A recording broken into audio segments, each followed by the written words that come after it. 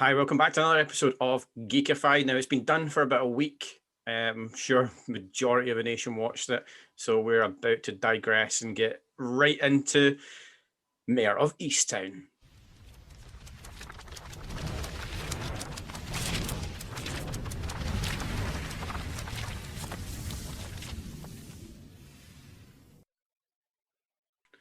So Mare of Easttown is finished, the finale. It's been a nail-biting 7 weeks, 7 episodes, strange number. Let's discuss that as well. Let's talk why 7 episodes. That's really bizarre. I quite like to bring that up. But yeah, it's 7 episodes and it's finally over. And it's what a 7 weeks it's been. What did you think, Nathan? How are you? I'm really good. It was most definitely not pish. It was, it was one of the best things I've seen in a long, long time. I mean, what a cast as well, and not a bad actor in it, not a bad performance in it.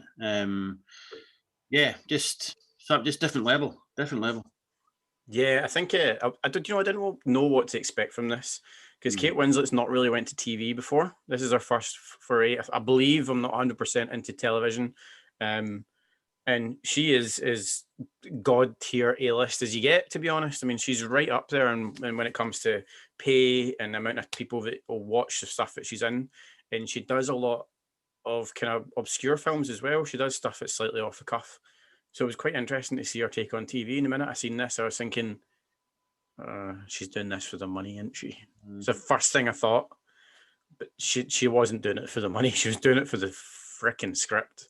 Yeah. Holy crap. What a story and what a roller coaster that was. A completely different role to what she normally plays as well.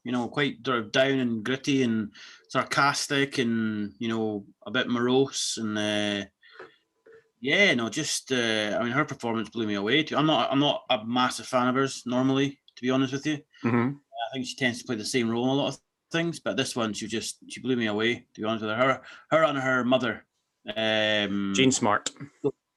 Yeah, Jean Smart. I always forget that her name, but she's good in everything as well, isn't she? Oh, everything Jean Smart's in is incredible. Last thing, I mean, she was in Watchmen. And she was in something else before that. Legion, I think she was in at one point as well. Everything she touched. I've seen her in like small parts in a few films as well. But yeah, I thought she was phenomenal. The relationship between her and her mother is so interesting, and that whole thing. The bit in the last episode when they're in the restaurant and she says, ask for forgiveness and stuff like that. I was almost greeting. Yeah, I know. So close to crying. Jean Smart, especially. I mean, looking at that cast, Jean Smart is one of those actors who has got such a presence and such a power of acting to really pull you into what she's feeling or what she's making her character make you feel. That she's a god at it. I don't know why she isn't the equivalent of like just a huge A-list actor, because most people you turn around and say Jean Smart and have no idea who you're talking about. Yeah, but maybe something like this I'll give her a bit, because obviously this and Watchmen were both very well received, so maybe that'll push her forward a little bit. But yeah, I mean, I was blown away by her performance, and even Guy Pearce. It's a very small role, and I think it was sort of thrown in as a bit of a sort of wrench to sort of make you think that he was more important to the story than he was. Yeah, so that was my money was on him. Like, it was like, you don't cast Guy Pearce unless you've got a bad guy somewhere in the mix, and that was my feeling for this whole thing. So where we go from here, folks, if you're watching this and you've not got to the end, don't go, because we're going to move into spoiler territory now. So we're not going to talk about the ending and talk about who, what, and how it happened. But Guy Pearce, immediately, 100%, he's involved. He's done something. And fuck all, he did nothing. But there's that, he sort of came in and he sort of talks about how he's been in a few places and he moves around a lot. He doesn't really get any friends and stuff like that. And then you've got the bit with the weird priest. And then the dad, and then there's a bit when the dad of the boy's in the room and he's going, don't tell anybody about it and stuff like that. And I texted you and said, definite paedophile ring. That's what it's going to be. Yeah. Because it was sort of hinting at it a little bit. And then obviously the bit with the guy when he kidnapped those girls as well, which is just a massive red herring for the whole thing, wasn't it? I mean, like, I don't know how, like, one of the things that I was wanting to especially discuss with you, because you're a huge TV person as well, like, we watch so many shows. We watch so many, and one of the biggest shows that has been as long as I can remember is detective shows and murder mysteries and whodunits. So you see thousands, like it's just they're all over the place, constantly being made. But yet this one comes out being an absolute gem. You Yeah. know what I mean? It's like, so what is it about this show that made it a gem? You know what? I was thinking about this, and it really reminded me of two shows over the last sort of 10 years that I've watched. Reminded me of the first season of True Detective, the sort of feel of it. And it reminded me of the first two seasons of the American version of The Killing. Mm-hmm. That one, because it kept going down these sort of routes, and you think that's definitely going to be it, and then it would be, a dead end, and it would come back out again, and it would, Yeah. how everything, like, because obviously this place, Easttown, they make this thing at the start about it being a small town and no one ever leaves and all this sort of stuff. And, so that sort of, they've really brought that community aspect into it where everybody knew everybody. Even down to the point where you think that old man and his wife, the wife that dies, you think they're going to have nothing to do with the whole story. And it turns out that he's really important to the whole. It's just clever how they did it. So clever. Yeah, Not, I mean, a TV, a book or anything, or is it just? not as far as I'm aware, no. It was solely written and created by Brad Inglesby, who I'd not really heard of before. I mean, I usually do spot writers that are up and coming. I've done something, but I did read a couple of articles that he did interviews for, and he said he felt he was getting into the realm of True Detective and was a little bit worried about it. Yeah. So when I read that, I was like, yeah, I get where you're coming from, but it's not. It's so different from it, but so like it at the same time. I think it was shot in a very similar way, and the score was quite similar. There wasn't an awful lot of music in it, but then as soon as I got to quite tense scenes, about 2 minutes before the scene started getting tense, this music came on, which really made you focus your attention. Like that bit when Evan Peters' character gets shot in that house. I mean, I've like you said, I watch a lot of TV and a lot of films. I have not gasped so loudly watching something. And probably Your Honor was the last one, probably. Where I just almost couldn't breathe. I gasped that loudly because it's such a huge actor, such a main role, main part in the story, and even start going into his backstory a little bit, and then suddenly he gets shot in the head and he's dead, and you're just like, what the fuck is going on here, man? I know. Your Honor is a TV show that we actually reviewed, but I'm having a bit. I've not told Nathan this, so he's learning this. Difficulty with the sound. There's something wrong with the feedback coming across recording on Zoom. So I might get it up. I might have to edit quite a lot of it out and then kind of jump about. But Your Honor, hopefully, will be a review that you get to see. And if you've not watched that, watch it because it's amazing as well. But back to Mare of Easttown. Yeah, it's one of those shows. Like it's just. For me, I think that the real biggest moment, I think, was that bit with the kidnapping of the girls in the room. Oh my God, man! Even the bit he's just sat there and she's shaking because she's in shock. And just like it reminded me, in the end of Captain Phillips and Tom Hanks, because he's in shock and he can't, he's suddenly realizes what's happened. It's very similar to that, the way they've acted it. I was surprised that she's sort of taken a bit of influence from that, but it was just. Oh my God! I mean, I like when you get the review out for Your Honor, we both loved that and thought it was one of the best things we've seen for a long time. I think this beats it because there's no dead. Because in Your Honor, there was a couple of episodes that were quite slow, nothing really happened. This didn't happen in this. There were so many twists and turns, and there was quite a lot of humor put in there as well. And then there's obviously there's about 5 or 6 different stories running the whole time as well. All linked together. I mean, the thing about the mayor's son who killed himself. The thing about the brothers and then everything else. It's just so clever. Yeah.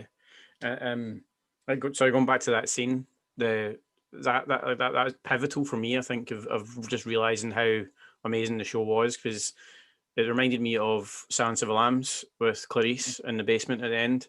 And we mention this all the time. We talk about the fact that if you can get a physical response out of someone who's watching this type of media, you're winning. And that scene, see when the pipes were shaking, I was on the couch like that, just going, oh my god, please know they're there. For me, it was the bit when they panned down side of the house and you saw the bar sign. I actually went, oh my fucking god. I live by myself, like quite loudly. my neighbors probably heard me, oh my fucking god, he's in there, fucking come on. But I thought it was one of these ones where they don't know, they sort of go in and they leave again and don't catch anything. I thought it was something like that a little bit.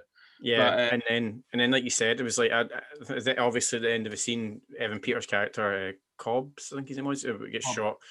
And because I was watching on Now TV, obviously where this was released in the UK, and I was desperately trying to rewind to see where the bullet hit him. Right through there, wasn't it? Right through the skull. I was like, is he dead? Is he dead? And I was like, I spent ages like fast forward and rewinding, slowly kind of moving it to see where it hit him. And I was like, it was in the skull. He's not coming back next week. But even Evan Peters, though, I mean, I said to you, it took me about 3 episodes to realise who he was. Yeah, that guy is a freaking national treasure of an actor. Every role he's in, he comes in, and he's like Johnny Depp. You know what I mean? You never sometimes recognise Johnny Depp when he plays characters because he's so into it. You don't realise it's him. I think with Evan, for me, it was more to do with the fact that he normally plays these really high, like blah blah blah blah blah, high energy, jumping about characters, and most things even way back in things like Kick-Ass, he was sort of like that. And then this was completely different. He looked different, and he looked a bit older, and all that sort of stuff. And that's what, like I said, I recognized his voice, and it took me, like, honestly, till about episode 3 to realize it was him. Yeah. It's certainly interesting. But let's talk about the end. Let's talk about the end of the show. Your favorite ever shot in any TV show? Holy shit, man! I'm anyone who watches the show knows I'm a massive cinematography buff. Talk about the end. Can I just talk about the other point in the show? I think it was episode 5 or 6 that I had the other physical response. Is the bit when the mother wakes up and the boy's body's in the bath. Oh yeah. And you think he's dead. Yeah, skips him out, just panics. I was just like, no, I almost started crying. I thought this little boy was dead. I think that's one of the biggest things about the show, I think, is the emotional connection. I think that this show, unlike any others, has had such an emotional connection to each person across the entire cast. It was like everyone, I mean, even when obviously it's the mum at the end has basically lost her entire family to this whole scandal, to everything that's happened, is the fact that the emotional connection is still there between Hart and Mare at the end, that they drop to the floor and hug each other. And that was heartbreaking as well. Yeah, it was horrible, but beautiful at the same time, because it showed you that no matter what happens in your life, that, like, you can always still be with somebody and have someone there. And I also really liked the fact that, because a lot of the time, they put in like a disabled character or something just for the sake of doing it. And this, they had obviously the Down syndrome daughter. Yeah. And there's a really important role in it, because it brought together the family, and it showed how the son was a really like nice, caring boy because he helped his sister, and even there's the relationship between Mare and her and stuff like that as well. Yeah. I thought it was really, really, really good the way they did that. Rather than making it a token character, they made it quite an important part of the story, and it brought the story on, you know? Yeah, and it wasn't used as any sort of platform or anything. She was just a good actor, which is, like I said, a lot of the time you're right, it is used as being, this is a character with a disability. Wasn't even brought up, which is amazing. A bit like that film, was it Peanut Butter Falcon, like that as well, you know? Yeah. Really good way of portraying disabilities in film or media, you know? And also it reminds me of I Care a Lot as well, the fact that Peter Dinklage is in that film, and obviously he's a small air person, and it doesn't get brought up at all. The fact he just comes out, he's just there, he's just cast as it is, which is absolutely amazing. It's good to see people who've things like this not being addressed, because it's the way that it should, because it isn't addressed in real life. Let's be honest, you don't talk about it, you don't bring it up. We're just human beings, and it's amazing that that's the way we're moving forward. Okay, we talk about the end again now. Yeah, back to the end. That shot, but it's the symbolism of that shot that I want to discuss. It's I've never seen such a beautiful shot done so simply, but actually pack some of the hardest emotional sucker punch I've ever been hit with in my life. Watching it. You know what? Because you'd watched the last episode before me, and I saw your tweet about it, and I watched it, and I paused because I saw it, and I paused it, and I went back to when she has the flashback of her son dying. Yeah. And that it's exactly the same shot of the stair, like the same distance away from it and everything. So really, because obviously that's the point. That's probably the worst point of her life. This happens. Everything else falls apart after that, and that's her sort of saying, you know, I'm not over it, but I'm trying to accept it, and it looks the same, which is really, really, really clever. Oh, it was stunning. Like, it was just such a beautiful way to end the show. I've never known something. Everybody always tries to make it like specifically positive, like the meeting them afterwards and them smiling and all that, and then or linking it into season 2, which we'll talk about in a sec. But they always do that sort of thing. But this just perfect. I've never ever felt so finalized from a TV show in my life. Yeah, this is man. I was wanting to talk about this season 2 thing as well. So that's it. We've talked about the end of it. So now on to, is there going to be any more? There shouldn't be. There shouldn't be. Do you know what? This is one of the few times I enjoy when I've seen something to see more. This is done. Yeah, I think if you were to do a second season, it would impact on the quality of the first, because I mean, you probably could, but I don't know. I think sometimes we sort of clamor for these I think it's a bit because with the American audience particularly, they're not used to short series of 6-7 episodes particularly. Yes, yeah. That's happened more recently with the event of like HBO Max and things like this, whereas they're more used to these 22, 24 sort of network television shows. And I think they want loads of episodes of everything. Whereas over in the UK, we're more used to like 6 episodes, 3 episodes, whatever, in mini-series. But I think this is a perfectly told story. So I wouldn't be surprised if they did do another one, because it was like the world's biggest hit, wasn't it? It was huge. It's huge, like ridiculously huge. Apparently, it was one of the largest increases in viewership as a show's ever went on. Yeah. So obviously, it shows you the power of word of mouth and social media. That it started off really good and then became blockbuster size by the time it was done. Does it sort of show that releasing weekly can work in certain situations as well? Yeah. So this is a big thing that I've brought up quite many a time, which is one of the things I brought up with Jupiter's Legacy. I think the downfall of that show was releasing it at the weekend, and that's it. Yeah. And I think it's the same for a lot, and I agree with people like Mark's another host on the show, that sometimes it's better for them to choose the times when they can watch stuff. I get that, but yeah, we'll talk about that at a different time. But I think that but Sky has this in the UK now, or now TV, as I watched on as well. They have this, 9 o'clock on a Monday night, and that's when their peak drama show is on normally now. Yeah. And then they normally have a show that releases Thursday. I think when Succession was on, it was a Thursday night they did a release. Yeah. And then obviously Game of Thrones was a Sunday. It was the big epic show. Yeah. I think it's a really clever way of releasing things. So you know that if it's going to be a drama show, it's going to come on a Monday. Your Honor was a Monday as well. Yeah. Succession was more of a, I don't know what you call that, maybe more comedy related, and that went Thursday, and then the big epics go Sunday. Comedy, Succession? What are you watching? A lot of comedy in it as well, a different sort of show. Maybe a bit more niche, you'd probably call it. But it's a really clever way of doing it, I think. But they're sort of just follow the whatever.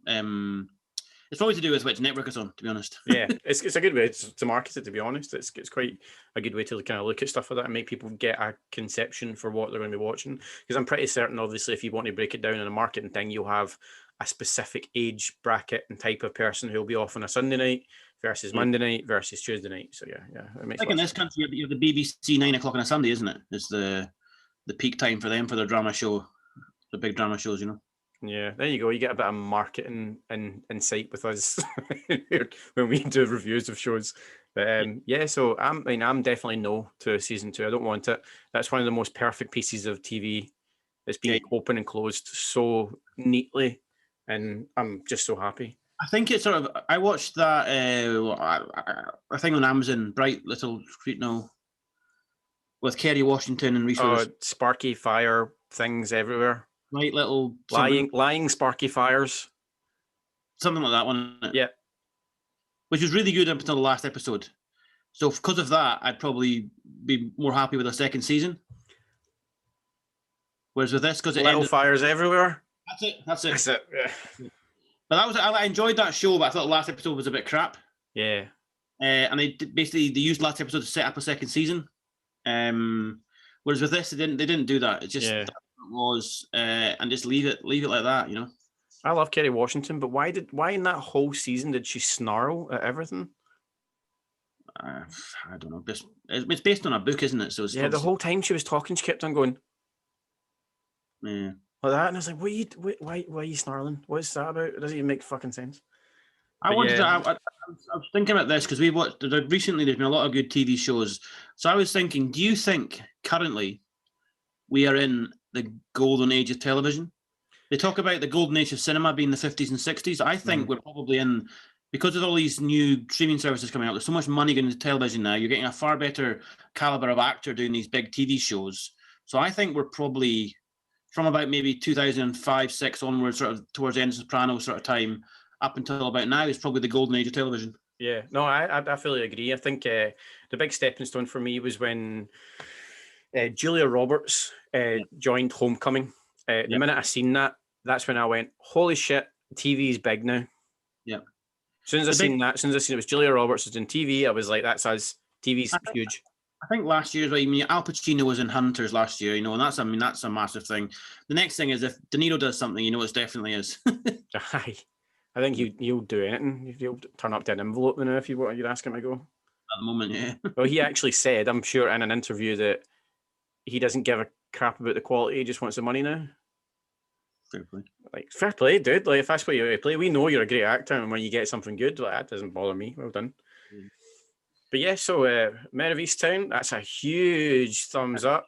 10 out of 10. So television world doesn't fall into the cinema world if you want to slag me about my Army of the Dead review, just in case. Just want to check where you're going with this one, Nathan. That's definitely a 10 out of 10 Mare of Easttown. Actually, I'm probably going to say it as a 10 out of 10 as well. I have never ever known a TV show to have me so engrossed and have a perfect ending. Perfect television. There wasn't you're talking about why 7 episodes, I think, because there wasn't, a bit like with Mandalorian, there wasn't any filler. Sorry, that's correct. I forgot to go back to that. Yeah, no wasted time. Every scene was important, and that's why it was such a good show.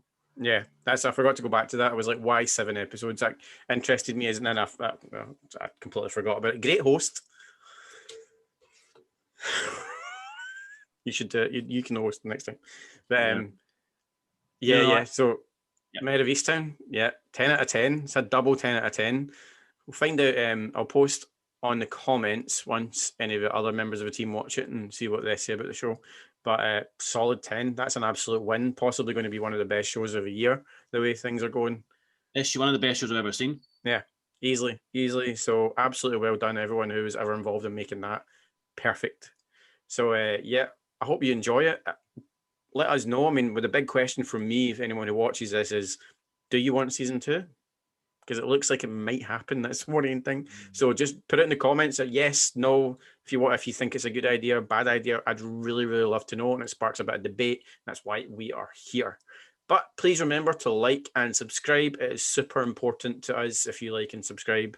We're obviously trying to build a channel and make this platform a bit bigger than it is. So if you like, share, tell your granny, tell your Doug, tell your pals. Thank you very much. Thank you, Nathan. Cheers. And thanks from me, and we can do this all day.